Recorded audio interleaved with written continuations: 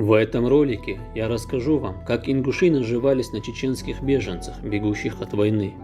Во время русско-чеченских войн женщины, дети и старики в поисках спасения уезжали от объятой войной республики в любые возможные точки по всему миру. И сегодня только одна Ингушетия упрекает беженцев тем, что они якобы спасли весь чеченский народ. С тех пор, как началась русско-чеченская война, тысячи ингушей обеспечили чеченских беженцев жильем в частном секторе, заключив при этом контракты об оплате этой услуги с Российским министерством миграционной политики и зарубежными компаниями Швейцарского комитета по содействию и развитию. По официальным данным, из 64 тысяч беженцев около 40 тысяч живут в частном секторе в арендуемых помещениях.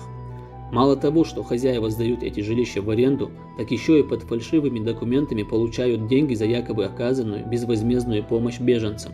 Таким образом, для ингушского сегмента война в Чечне стала источником дохода. Также гуманитарная помощь для чеченских беженцев разворовывалась в огромных масштабах. Об этих хищениях и откровенных махинациях сообщили правозащитники и миссионеры, которые привозили гуманитарную помощь. Журналист-корреспондент, специалист по Кавказу Олег Кусов еще в апреле 2000 года сообщал, что выделяемая гуманитарная помощь разворовывается различными чиновниками.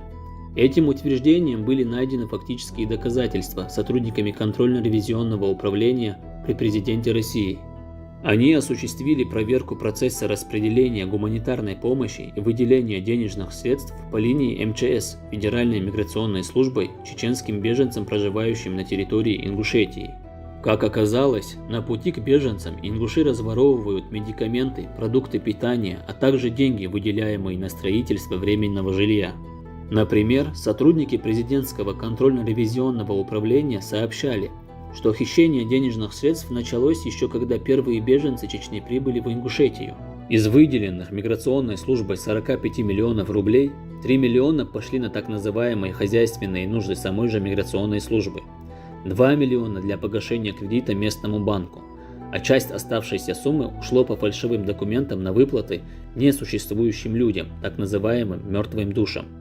По результату проверок складов Ингушетии были обнаружены огромные хищения медикаментов, выделенных беженцам. В перерасчете на рубли сумма хищения составила 2,5 миллиона. Еще один важный момент. Ингушские чиновники вымогали взятку за возможность выдавать гуманитарную помощь на территории своей республики у миссионеров из Саудовской Аравии, готовых помочь беженцам из Чечни. А после отказа, злорадствуя, предложили им делать это непосредственно в Чечне, где идут боевые действия, после чего арабские миссионеры покинули Ингушетию. Также заместитель координатора ООН по гуманитарным вопросам Элиан Датуа сообщала о том, что они были вынуждены перенести свой пункт выдачи гуманитарной помощи из-за недоброжелательного и агрессивного поведения со стороны местного населения Ингушетии. В одном из интервью беженка из Тангичу Малика Яхяева рассказывает: «Когда мы приехали в Ингушетию, то вынуждены были жить в бывшем свинарнике без каких-либо удобств и платили за это 500 рублей в месяц. Потом с огромным трудом мы нашли отдельную квартиру, но хозяин поставил условие, что мы платим $100 в месяц, а он оформляет бумаги так, будто мы живем у него бесплатно. Так ему дважды удалось получить финансовую помощь от Швейцарского комитета по содействию и развитию.